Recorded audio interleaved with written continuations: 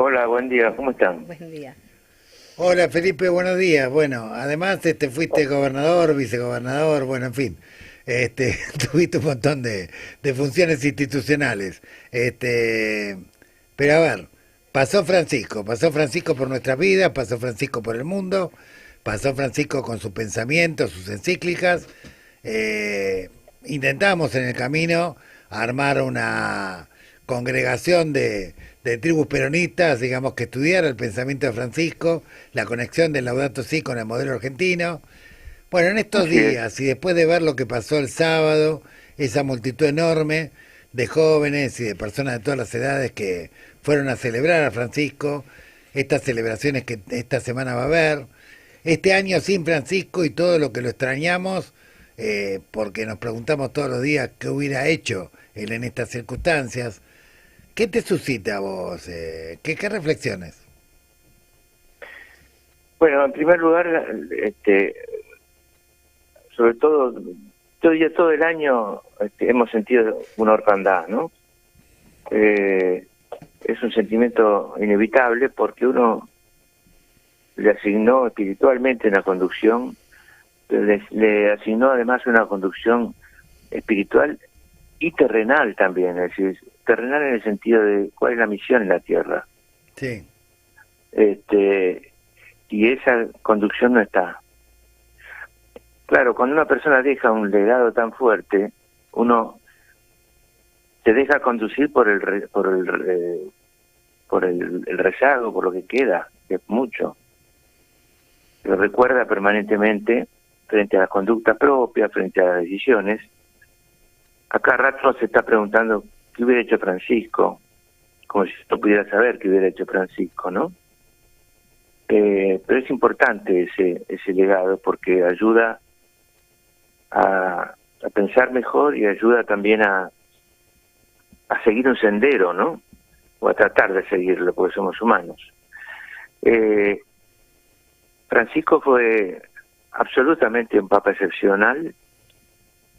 Es un orgullo tremendo como argentino, pero eso hace más a la camiseta. Lo que importa es que fuimos capaces de producir con todos nuestros vaivenes y nuestros años tumultuosos, desde que Francisco estaba en el seminario hasta que Francisco fue papa, todo fue crisis tras crisis y violencia y confusión, etcétera. No hemos pasado una guerra, pero hemos pasado muchas guerritas y mucha convulsión en la Argentina, y eso formó una persona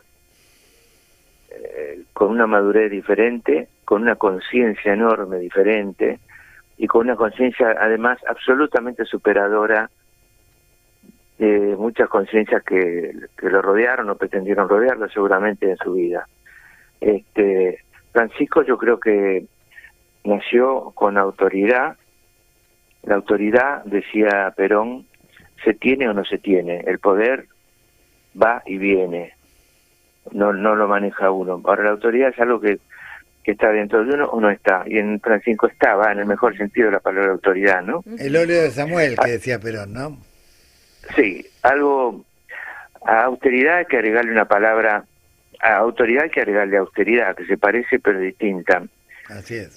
Austeridad en un mundo de consumo y que a veces cree resolver sus problemas con el consumo desatado, y el consumo es lo que distingue a esta sociedad desde hace muchos años, y también es aquello a lo que se puede acceder con plata, con el yo dinero, y al mismo tiempo lo que falta en este momento en la Argentina.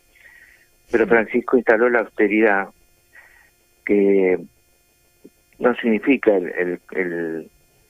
digamos, ni el hambre ni padecer la falta de consumo, significa conformarse con lo que uno tiene y huir de toda forma de lujo, no de pretensión de lujo, pensar que las cosas nos van a dar, nos van a hacer mejor personas o nos van a dar importancia. Sí, Aunque existe una cultura de las cosas, ¿no? Del consumo. Pero además en Francisco, Gustavo, hubo una intuición política muy grande. Cuando decimos política sabemos todos que hablamos del sentido más amplio y elevado de la palabra. Sí. Un papa que debe dirigirse a millones, miles de millones de personas y convencer, también debe ser a la vez, si es posible, un gran político, porque también sabe cuáles son los poderes en esta tierra, cuál es el mal, cuáles son los poderes bélicos, cuáles son los poderes dominantes, etcétera, y para eso es necesario tener también una visión política muy fuerte, que no es una visión ideológica, es una visión política desde su misión fundamental de Papa, que tiene como misión instalar el Evangelio, predicarlo desde el Evangelio. Sí, ahora vos fíjate, Felipe, que cuando mencionabas la palabra autoridad y austeridad, las dos se conectan con el predicar con el ejemplo, se conectan con, o sea, tener autoridad predicando con el ejemplo, y esto genera integridad, genera coherencia entre la palabra y los actos. Y la Santa Sede, por ejemplo, el año pasado, informó que bajo el magisterio de Francisco, más de 100 millones de personas volvieron a la iglesia. ¿Vos crees que eso tiene que ver con no solamente con el mensaje, sino además con la manera integral en que ese mensaje se transmitía? Sí, en primer lugar eligió un mensaje simple. Huyó de las palabras comprometidas, de las palabras, perdón, complejas, que las recontra conocía por su formación, su vasta formación teológica.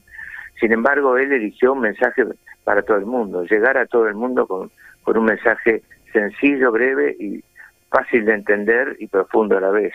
Y eso es fundamental.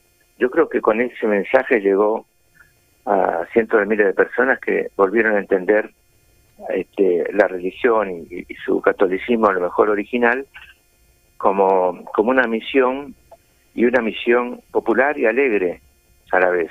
Alegre en el sentido que es una misión en busca de la felicidad, no una misión de martirio o de sacrificio como única acción, sino una misión en busca de la alegría de Dios, en busca de la alegría del creyente que se fortalece de una manera muy muy muy grande y va para adelante.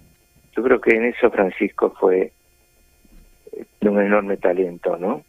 Al mismo tiempo Francisco se metió con todo, Gustavo, ¿no? Se enfrentó con el mal directamente. Fue a Lampedusa, la isla, los primeros meses de su papado, y denunció a Europa directamente, a la Europa cerrada que permitía que cientos o miles de inmigrantes se murieran en el Mediterráneo en barcazas buscando tener una vida mínimamente digna, y a una Europa que además le había robado una gran cantidad de recursos al lugar de origen de esos inmigrantes en siglos anteriores, ¿no? Y que ahora se cerraba. Denunció aquello que muchos no se animan a denunciar, pero lo denunció él, el Papa, y en el lugar de los hechos. Sí, sí. ¿No? Fue valiente. Y después está la renovación de la Iglesia al poner la Iglesia en salida, Gustavo, ¿no? Algo que hemos hablado, y que en lugar de poner la Iglesia esperando los que vienen a misa o los que vienen a confesarse, la Iglesia en salida. Lo que vimos a buscar a las personas. Lo que vimos el sábado, la Iglesia en salida. Más que en salida, que eso es muy difícil, ¿no? Claro. Ahora, la leí por ahí, sí, perdón, sí. Adelante.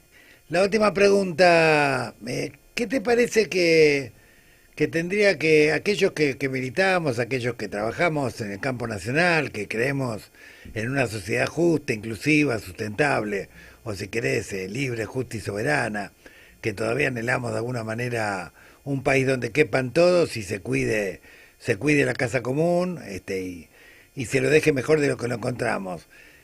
¿Cuáles son los pilares fundamentales de lo que Francisco dejó que tenemos que levantar como banderas principales?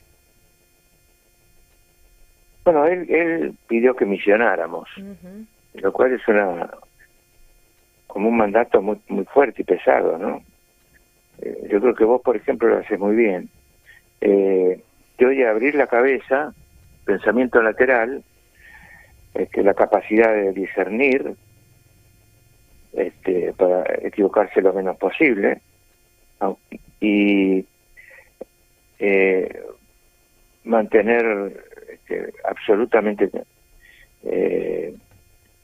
digamos, en forma no negociable los principios cristianos, ¿no? De amor al prójimo, de protección al débil, de todo lo que podemos imaginar. Estoy diciendo de qué hacer, te estoy contando de cómo hacer política, ¿eh? Sí, sí.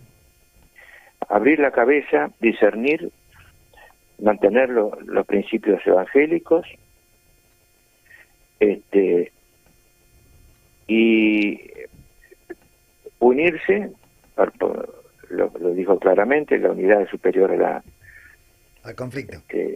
Al conflicto, ser muy realista, la realidad es superior a la idea, y a eso le agregaría yo le agregaría un toque de Perón, que es ir a triunfar más que a dar testimonio.